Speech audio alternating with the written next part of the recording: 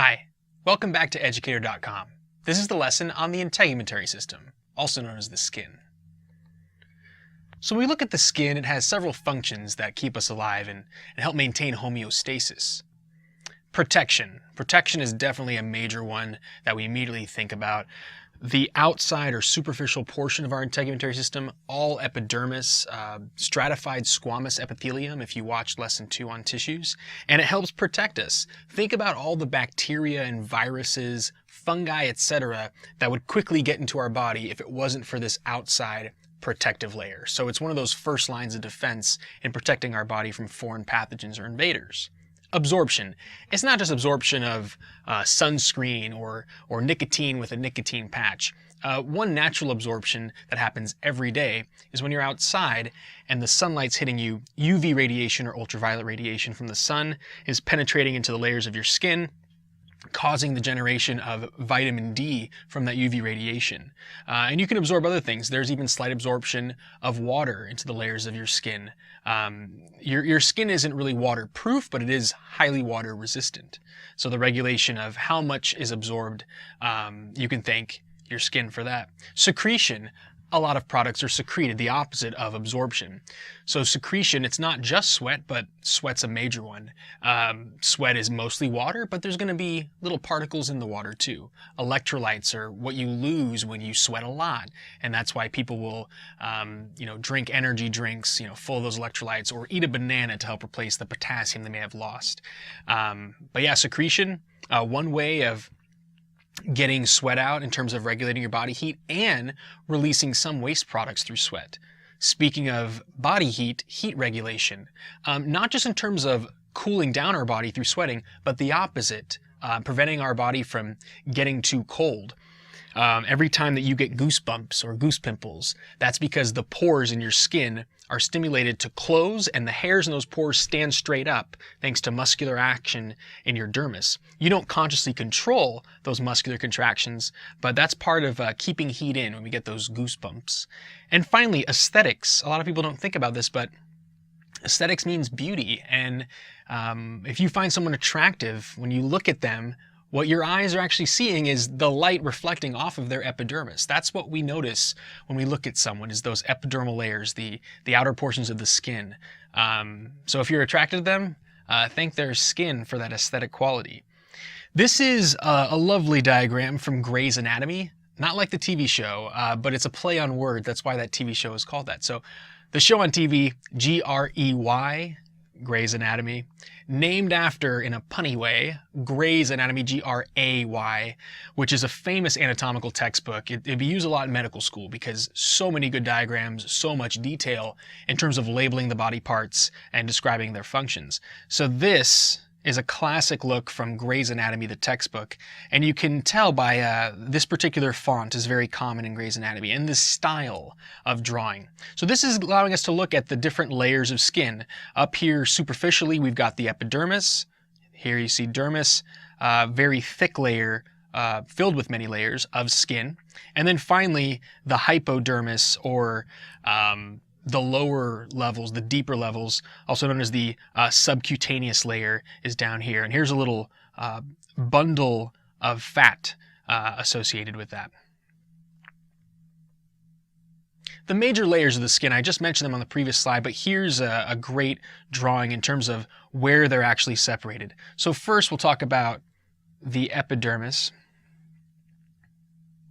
You can see that the epidermis exists from the most superficial portions and the top layers on the very superficial part, stratum corneum, and then down through to the end of this little purple section.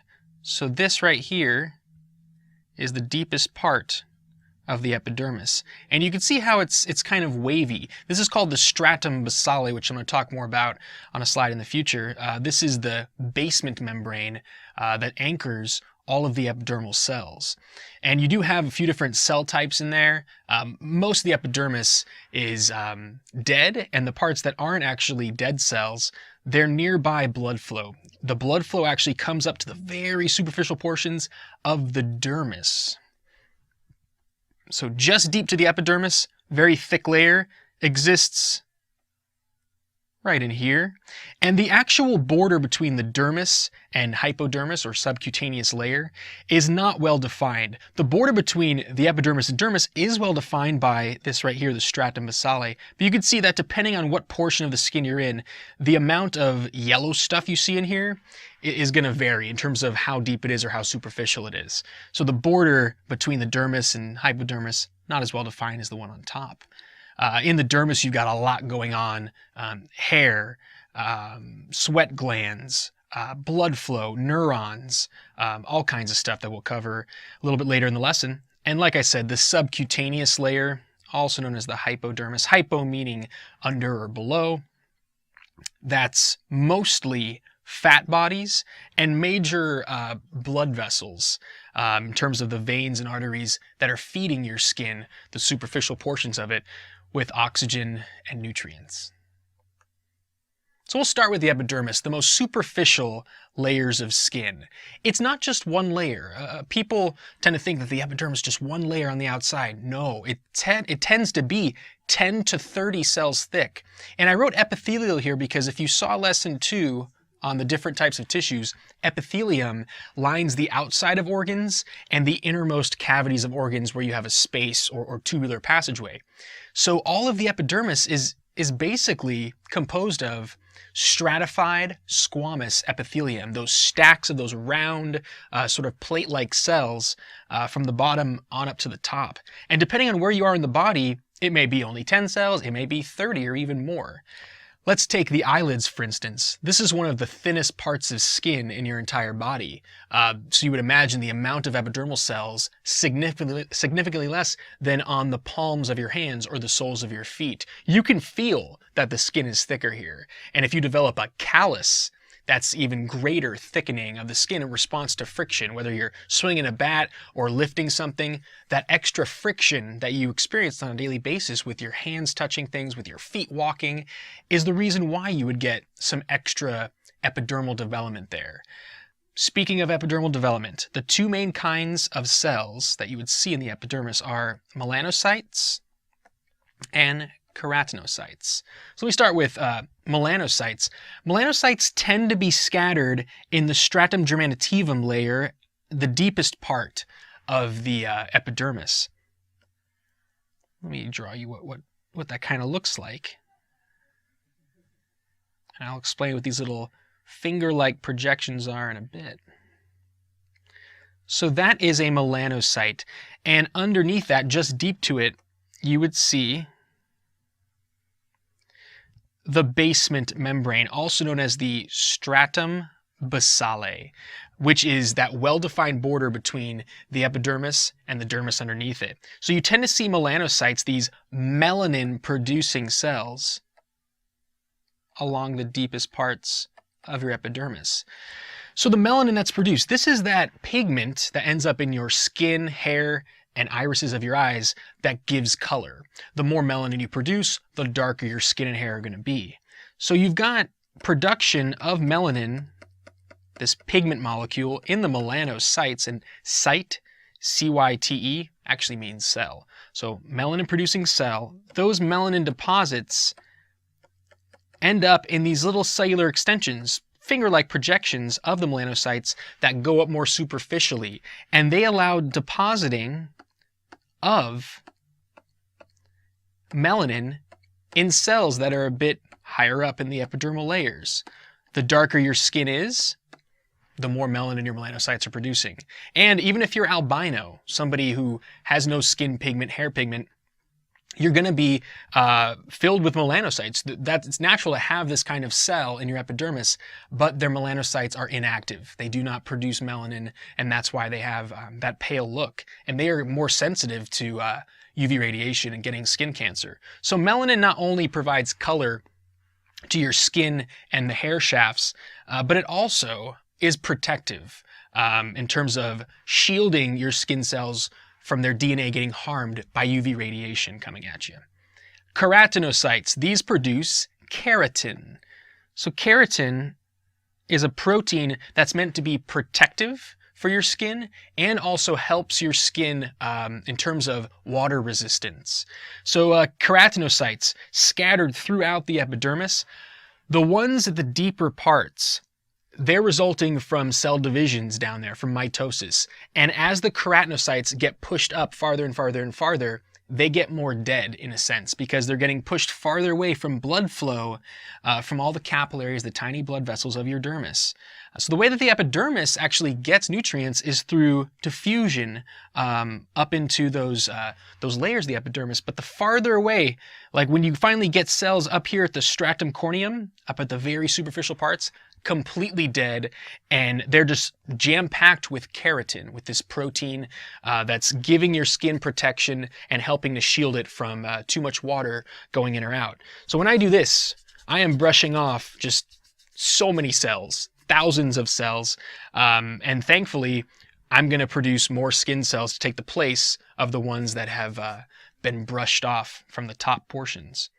Like I said before, the stratum basale is that layer here that separates the epidermis from the dermis.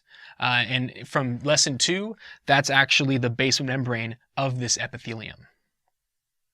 Oh, one more thing before I move on. The stratum basale helps form the fingerprints. Interestingly enough, identical twins who have the same DNA from their parents do not have the same fingerprints. They will make different fingerprints if you take them. And the reason why is as their skin is developing in utero while they're in the womb, the way that their early skin gets affected by them moving through the amniotic fluid and rubbing against the inside of the amniotic sac that they're in, that manipulates how the stratum basale is formed in terms of the exact peaks and valleys. So that formation in the womb actually results in fingerprints, and that's why even identical twins have different fingerprints. Now onto the dermis. The dermis is the middle layers of skin, a lot thicker than the epidermis, and this is where you have all kinds of stuff going on anatomically and physiologically from deeper in terms of blood vessels coming up into the skin, neurons coming up in the skin to allow you to sense your environment, and so on. So the middle layers of skin, lots of cells. What you're definitely going to be having in here is blood flow. So here's a little reminder of what we're looking at. And I'm going to explain in a bit what this is.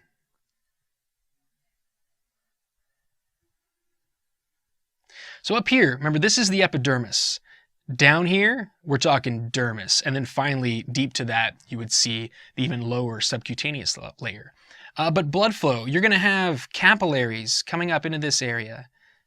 And once oxygen is given to all these cells, you get blue blood, and that goes back into thicker veins that are much deeper. Here's an artery, a major artery down here. Smaller artery is a better way to put it. That's feeding the more superficial layer. So here's a smaller branching. This is a capillary. And you're going to have oxygen and nutrients being given to all these cells here. And like I mentioned before, capillaries will go all the way up to the stratum basale, but not protrude actually into the epidermis. That's why if you ever were like cutting vegetables and the knife slipped and you're like, oh, and you expected blood to come out, but it never did, that's because you just severed through these parts of the epidermis. You didn't actually end up cutting through capillaries or blood vessels. Now, of course, if the cut is deep enough, you're going to be cutting through the millions and millions and millions of capillaries that you would find in your integumentary system. So, of course, blood flow into the dermis, very important for feeding the dermis and the superficial layers of the epidermis. So hair. Hair is the next one. We're going to draw a little hair shaft coming out of here. And I'm not going to color in the whole thing, but we'll say it's, dark hair. So the hair shaft is the actual hair that's generated by the hair follicle. So the follicle is this whole thing. That includes the cells that actually help produce a new hair if this hair shaft actually comes out. And the average person loses about 50 hairs per day, mostly from the head. And if you're losing more like 100 or 200 per day, you may be heading towards baldness before someone else, because the rate at which you produce new hairs underneath these hair shafts has a lot to do with genetics and with nutrition, etc. And of course, feeding this follicle, you would definitely have little capillaries coming in and feeding these cells that actually help produce this hair shaft. And it is true that hairs are mostly dead. When we're talking down here at the root, yes, you do have blood flow and those cells are nourished. But as cells get pushed higher up, all these cells at the more apex, the end of this particular hair shaft, are going to be dead, entirely dead cells. The outside of the hair is known as the cortex. The inside is known as the medulla. Those terms are going to come up later on in lessons as well. So yes, follicle, this entire thing, and the hair shaft is the specific hair that's actually produced within the follicle. Glands, the first gland I want to mention actually has a lot to do with hairs. Sebaceous glands, that's what you're looking at here. So this would be made of glandular epithelium, and sebaceous glands help produce and secrete an oily substance that actually helps nourish the hair. If it wasn't for your sebaceous glands, your hairs wouldn't be as healthy. And yes, if you haven't washed your hair in a while, you haven't used shampoo and conditioner, etc., you're going to get a greasy look in your hair because of all that extra sebum that's produced. Sebum, not a lazy sailor. Sebum is what's secreted by sebaceous glands, and this is how you spell it. So sebaceous glands associated with hair follicles and secreting that oily substance onto the hair shaft. Sweat glands. Sweat glands, there's a couple different kinds, eccrine and apocrine. Eccrine, the other nickname you're going to see for eccrine glands is merocrine glands. Interestingly enough, apocrine glands, they're actually another kind of merocrine gland. When they were first discovered, scientists thought they were producing apocrine secretions. Turns out they actually are producing merocrine ones, but since enough was already been written about them and enough studying of them had already been done, they kept the name the same. So if you're wondering what merocrine glands are, that was mentioned in lesson 2 on tissues. So eccrine glands scattered all around the body. Let me show you what these do or what they look like. And just like hair shafts going through the pores on the surface of the skin, sweat glands do as well.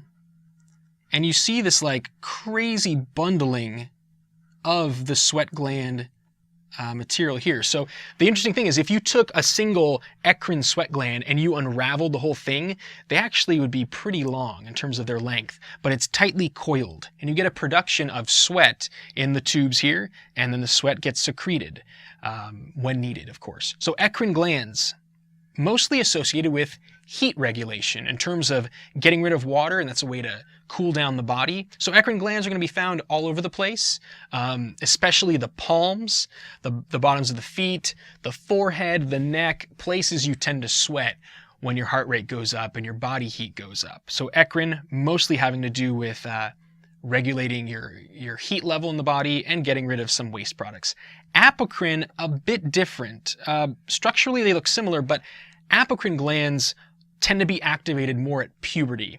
And apocrine glands are more associated with the armpits, around the nipples, and the groin region. And so secretions from apocrine glands, yes, it's going to happen when your body heat goes up, but there's more of a correlation with puberty and the implications of that. There's some theories that humans are secreting pheromones through their apocrine glands, and pheromones, if you study the animal kingdom, are those airborne chemicals that attract the sexes to each other. So if you fall in love with someone at first sight, and maybe they're not your normal type that you visually are attracted to, it could be the pheromones from their body that have been sweated out of their body that your brain notices on an unconscious level. Look them up. Pheromones are quite fascinating. And so those are more associated with the apocrine sweat glands. Erector pili muscles. Let me show you that in red because they are muscles. Erector meaning standing it straight up, and pili muscles has to do with the hairs. So here's an erector pili muscle. It's not considered a skeletal muscle because it's not connected to bone and you don't have conscious control over these. So the erector pili muscles associated with the hair shaft, like I mentioned before with your pores closing and the hair standing straight up, it's your erector pili muscles contracting to do that. And that's part of the process of closing a pore and keeping heat inside your body. Speaking of hairs, there are two main kinds of hairs found in the body. There are vellus hairs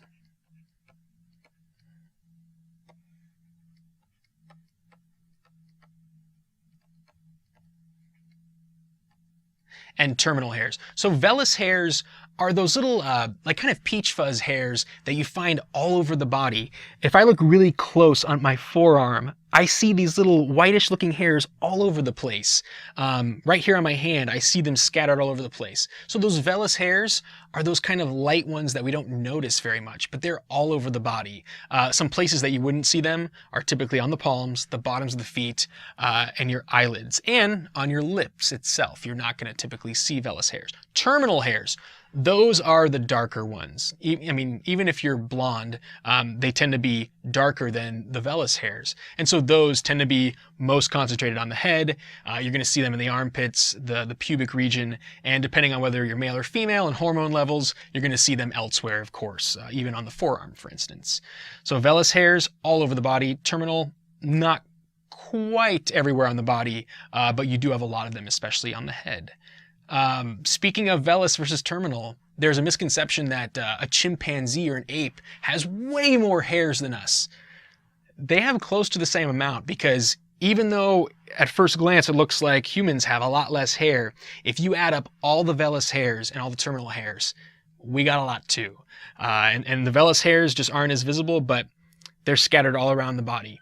Our hairs compared to an ape are just not as thick, not as long in general.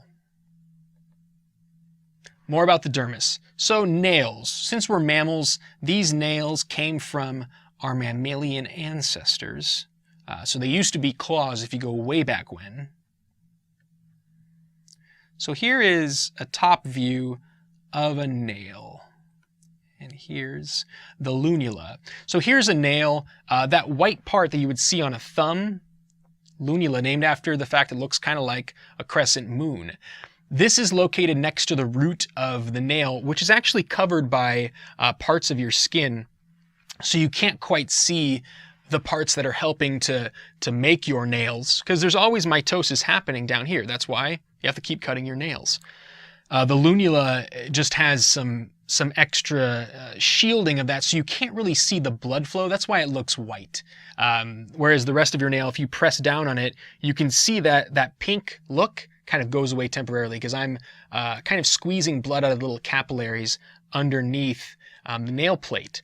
So the lunula, on the average person, it's not on every finger, at least not visible on every finger. On me, I can see my lunulas on my thumbs, but not on the rest of my digits. Some people, you can't see them at all, and it's rare, but some people have them visible on all their nails. So the nail bed is what the actual nail itself is resting on, and the nail plate is this highly keratinized, hard, super hard part that we know as the nail. So a side view, let me show you the side view here.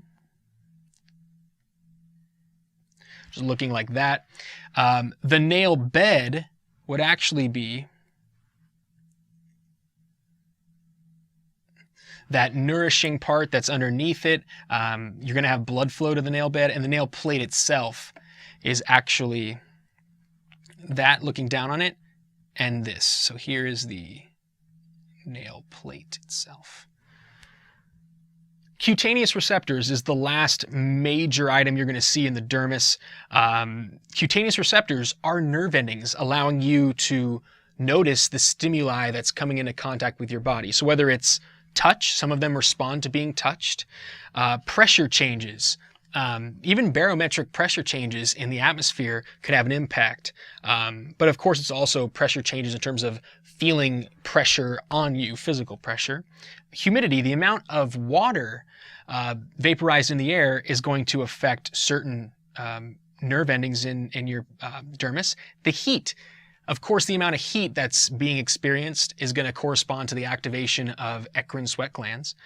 Pain, definitely. If you've been cut, you're going to feel that pain, and it's going to be registered in the brain. And chemical changes. Having certain chemicals hit your body can cause an allergic reaction, but even if you don't get an allergic reaction, the cutaneous receptors are going to be responding to that.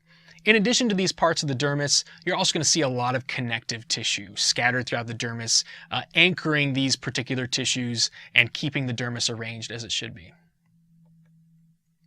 And then the subcutaneous layer. This is the deepest part of the skin, and this particular part right here, you've got mainly connective tissue, and the specific kinds of connective tissue are for fat storage, adipocytes. This literally means cells that store lipids. It's your adipose tissue. And depending on what part of the body you're in, the actual adipose storage will vary. A place like your eyelid, not going to have a significant amount of adipose tissue, but a place like your rear, your posterior, the buttocks, you're going to have a lot more adipose storage in the adipocytes. And so you're specifically storing fats or lipids in these little yellow clumps. Blood flow. That's obvious from here. You can see a vein and an artery, artery and vein, and then you also have lymph vessels. You'll hear more about those in the lymphatic organ system lessons, your immune system.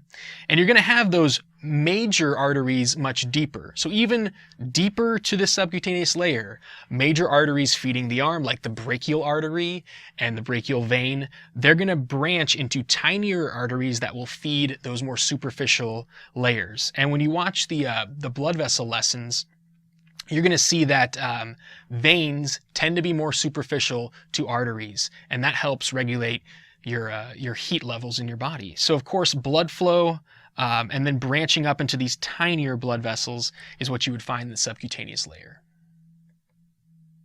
All right, cuts and healing. So cuts happen. Sometimes you get a scar, other times you don't.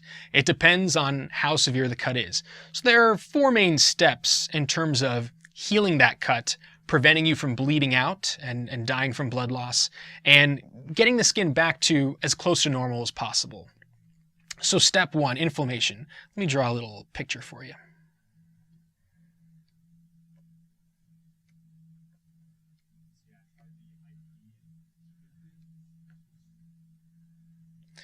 So here's the epidermis, okay, right up in here, and here is the dermis. So because the cut has gone into the dermis, you're going to get bleeding, definitely, because you've cut into the blood vessels of the dermis. So blood pours in.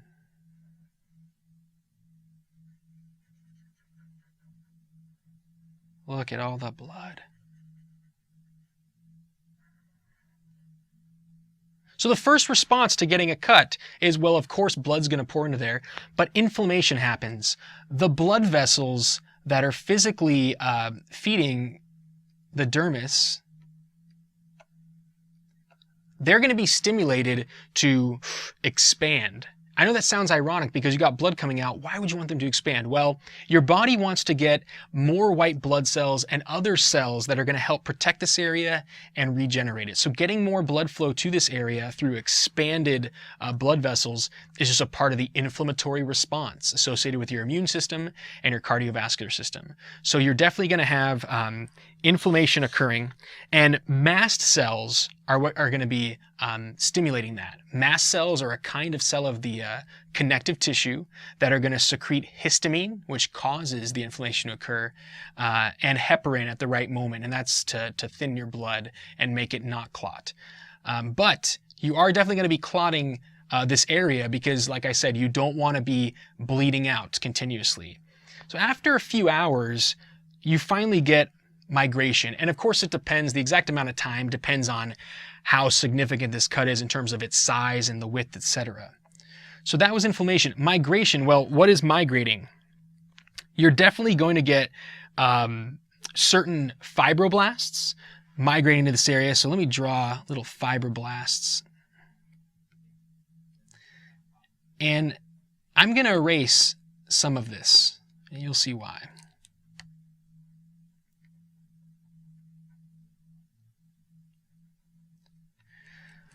So as your blood vessels form little clots, little plugs, the amount of blood coming into this area is going to be reduced. Slightly less blood will be coming out through the open wound, and you're going to get little fibroblasts secreting connective tissue fibers to help rebind the areas that have been separated. So what's migrating here is definitely fibroblasts. They're coming into that area, helping out here, and you're also going to get phagocytosis happening.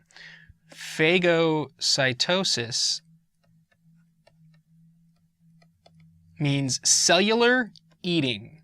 And what's doing the cellular eating? They're called macrophages. So macrophages are even bigger cells. I'm drawing them right here. These larger cells are going to be eating up cellular debris, the damaged cells from this particular laceration or cut, and the little bits of blood cells that they come across that have been leaked into this space.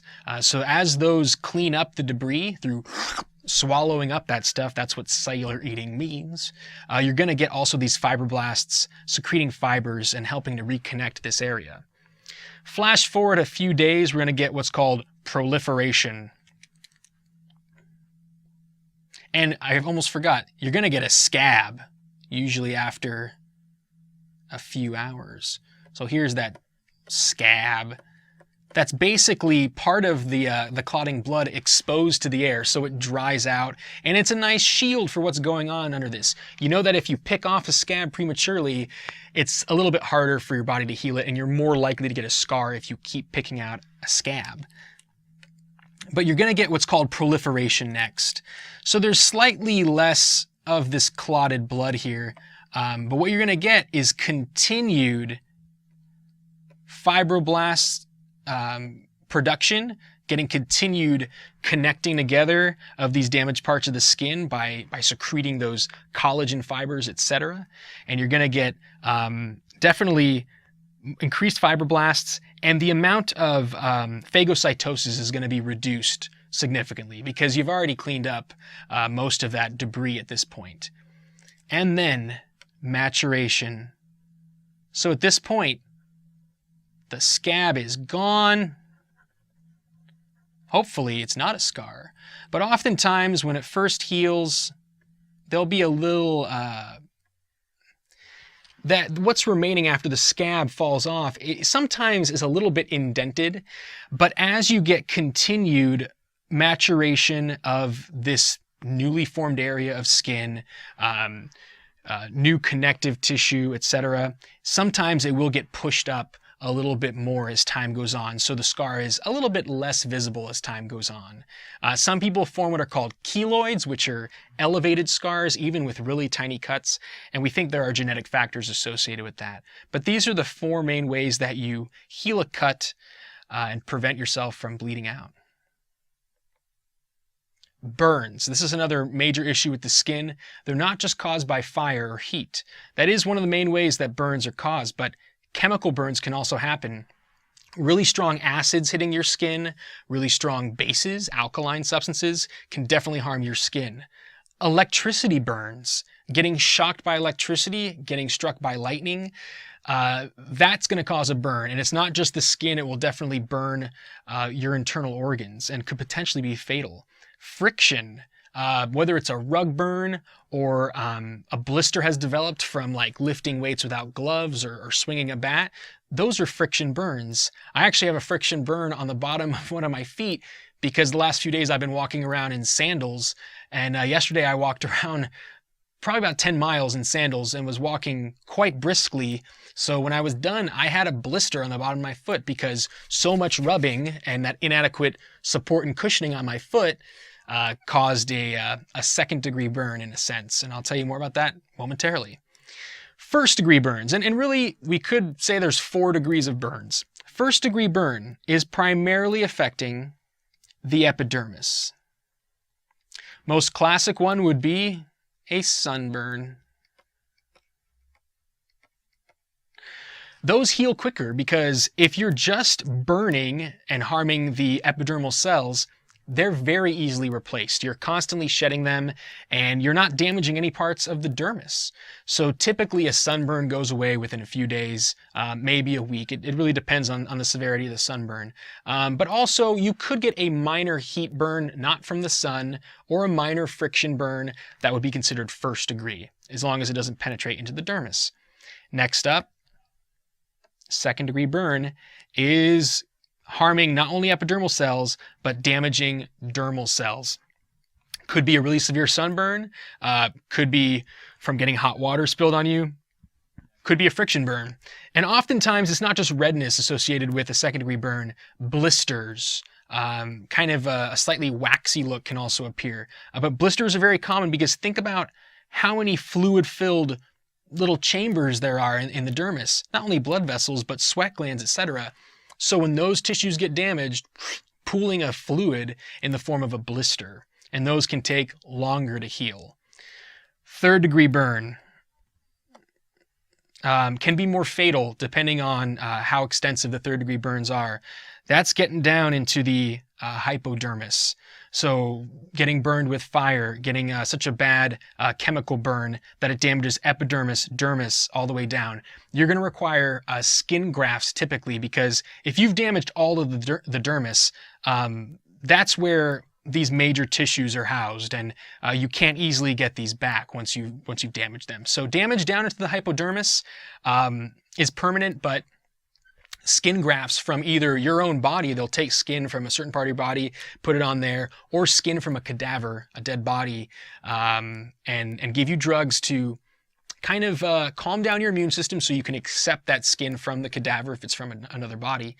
And the danger with third degree burns is if you don't get a skin graft quickly, the chances of infection are very high. Because think about all the protective parts you've lost because of that third degree burn. Somebody who has third degree burns over their body, very susceptible to infection. And fourth degree burns, I didn't even know those existed until about a year ago. That is a term not used often because you rarely see them, but that's damaging even down through all of the hypodermis, down to the muscle or bone. And those are incredibly fatal if they're over a lot of the body. So in terms of burns, with communicating quickly and adequately between emergency people, paramedics, EMTs, and hospital staff, where you're going to find nurses, doctors, surgeons, there's this rule of nines that's kind of interesting in terms of approximating how widely distributed the burn is on the surface of the skin. So someone kind of figured out the percentages of skin covering your body relative to the areas it's on, and they came up with the rule of nines. So let's say somebody burns all of an arm, their entire arm is burned, second degree or third degree. All of this is 9% approximately, and that's the entire thing. So both arms together, if you burn just the arms in their entirety, you've burned 18% of your skin effectively. Burning from here down, 4.5%, or you could approximate 4 or 5. But each arm, about 9% of your skin. The legs, if you think about it, your legs have about twice as much skin on average. They're longer and typically they're thicker. So a leg is actually twice as much skin as an arm. 18%. So if you burn just half of a leg, once again, that's 9%. If you burn the bottom half of both legs, 18%. Burn all of both legs, 18 times 2, 36%. Your torso as a whole, the chest and parts of your pelvic area,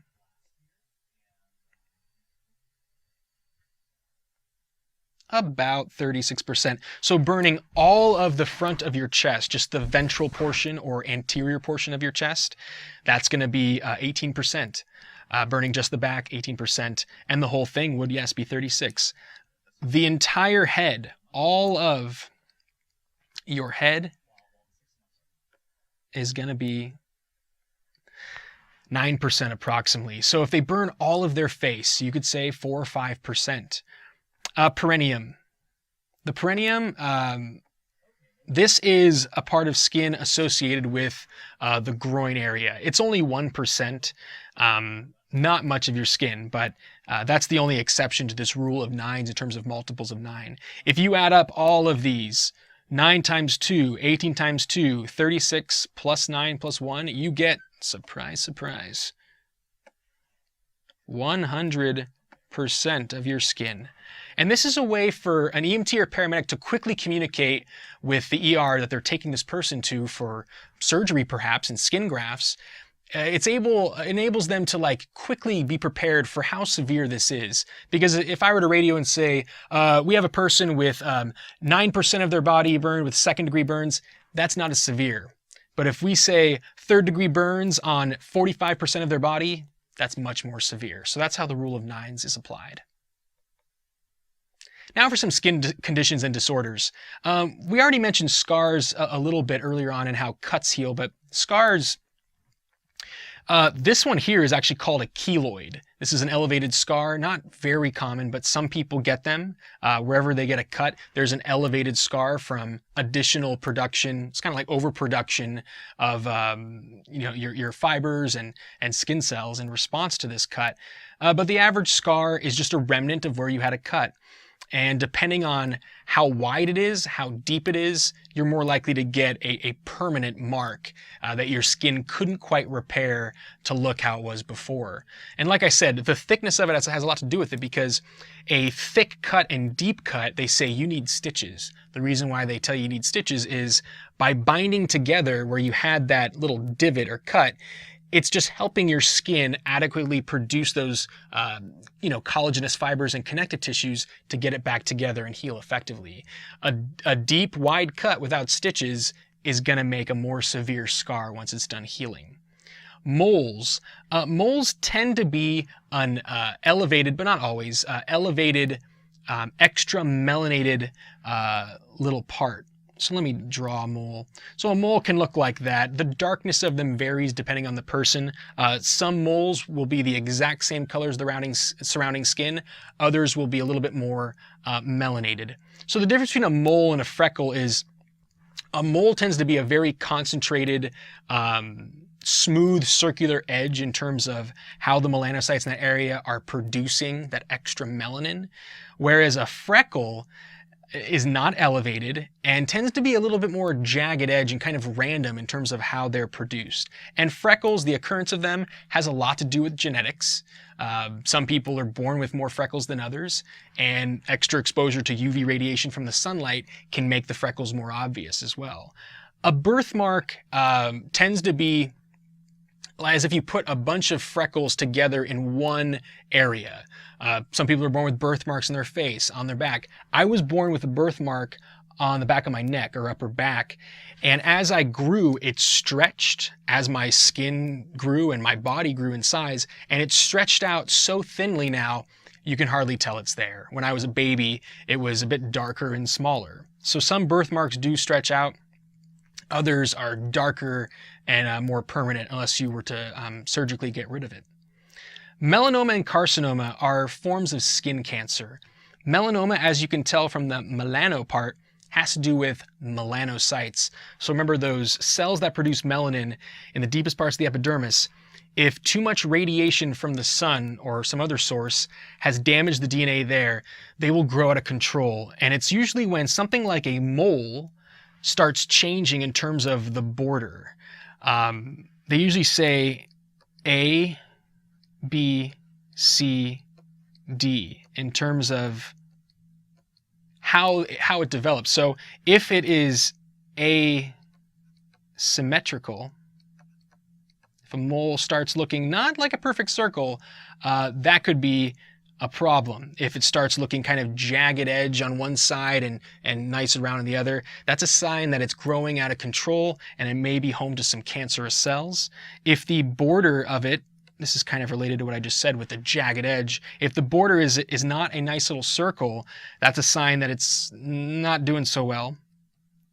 If the color is off, if one part of the mole looks darker or lighter than another part, that's a sign that part of that mole related to the melanocytes underneath might have cancerous cells. And finally, the diameter if the diameter of the mole starts changing in size, meaning it's growing actively and obviously, if any of these are true, go to a skin doctor, a dermatologist, and get it checked out. They'll take a biopsy, meaning like taking a little bit of those cells, seeing if they're cancerous, and treating melanomas early is what's going to save your life, because melanoma is the most deadly form of skin cancer. So get it taken care of. Carcinoma, not as deadly. Basal cell carcinoma is a common type. They tend to not look as dark, but once again, it is cancerous cells developing at the base of your epidermis, and that carcinoma also is from usually too much sun exposure over a period of time, and a carcinoma, will be a little section that looks like it doesn't belong there. And over time, if you also notice it's growing in size and looking darker over time, definitely get it checked out. And carcinoma is not quite as deadly, but if either of these spread to your lymphatic tissue, meaning into blood vessels or modified blood vessels that have to do with your immune response, then the cancer cells can migrate to another vital organ, and that can result in death. Acne, it's not just in teenagers or people going through puberty. Adults can experience acne as well. And there's a misconception that it's always related to dirt or bacteria. Sometimes that has to do with acne, but there are some genetic factors and hormones that have a lot to do with acne. So some people will keep their face extremely clean on a daily basis, but they still get acne. And yes, during puberty, some of the hormonal changes can trigger acne on the face, on the back, parts of the chest even. But yeah, keeping your face and your body clean is going to minimize the chances, of acne happening. But yes, if it is related to bacteria, the way it happens is bacteria getting into one of the pores of your skin causes inflammation, causes migration of white blood cells into that area to eat up that bacteria that's been dividing. And that's how you get the little whitehead or the little pus forming. I know this is kind of disgusting, but it's also fascinating. That little pus there is actually dead white blood cells that have sacrificed their lives for you, to protect you from that bacteria. And they do recommend that you don't pop a pimple because you actually are popping a little bit of capillaries under there, and you're more likely to have a scarring effect if you do that a lot. But acne oftentimes will subside. It won't be as apparent or as widespread when someone transitions into adulthood. Sometimes when I shave, I do get little pimples, and that's because the razor has cut off some of those superficial skin cells and allowed bacteria to go into my pores a bit more easily.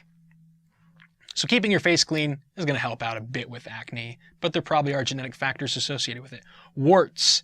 Warts come from a virus, a papillomavirus.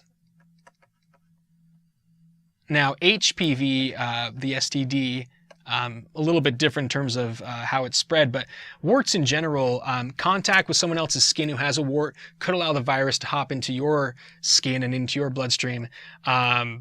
Warts, sometimes you only have them for a period of time. I had a wart for a while on my hand in high school. Now I don't have them. I haven't produced them for years. But what happened was this wart right here went to the dermatologist and they basically froze it off. They had a really cold material, killed the cells that had the wart virus in it down to the root. It eventually fell off. And if the virus is still in my body, it's dormant because warts are caused by this virus, and it definitely manipulates how the skin develops in that area. Wrinkles. As someone ages, their strength and stability of collagen that they're producing is not quite as strong. It's a little bit more saggy and weak, and so that kind of less young quality of how well you're able to produce collagen is what makes wrinkles. And yes, sun, the amount of sun exposure you have can impact them. And yeah, you get like little crow's feet, and those are spots where, the wrinkles you get from just making expressions and in this area can enhance that look in terms of how the collagen is less tight. Psoriasis, eczema, and rosacea all are similar to each other, but there are some differences. With all of these, you get inflammation consistently, and these are disorders associated with the skin in terms of extra inflammation, itchiness, irritation, even a redness.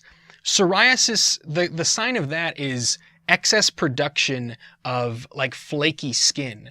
One of my professors in college said that her husband had psoriasis so bad, so severely, that she would find giant flakes of skin on the couch or on the rug that her husband had shed. And he took medication to lessen the negative effects, but there is no cure. So there are creams or oral medications that can reduce the look of psoriasis. Eczema and rosacea, definitely redness, irritation. Rosacea tends to be on the face mostly, and eczema comes and goes. People will have eczema breakouts and then it will go away, but it's something that lasts. Sometimes infants will have eczema for a little while, and then as they age, they won't experience it quite as much. Finally, vitiligo. Vitiligo is the death of melanocytes in terms of them completely becoming inactive, not making melanin anymore. And of course, people think of Michael Jackson with this, but almost anyone can get it. They think there are genetic factors associated with it, but there could be environmental triggers as well. One example is I have a relative who was on a certain kind of, I believe it was cholesterol medication, and one of the potential side effects was bleaching of the skin, meaning causing at least vitiligo in part of the body. So she took this medication for months and noticed that she started losing pigment on her hands, and finally stopped when it crept down to about here. But to this day, her hands are completely bleached and the rest of her body looks tan. So she had complete destruction of melanocytes in this area. She's not going to get them back. So a medication could cause vitiligo. It's not just genetic factors, but yeah, causes bleaching of the skin. And once you're not making melanin, you're not going to have skin pigment anymore. Thanks for watching educator.com.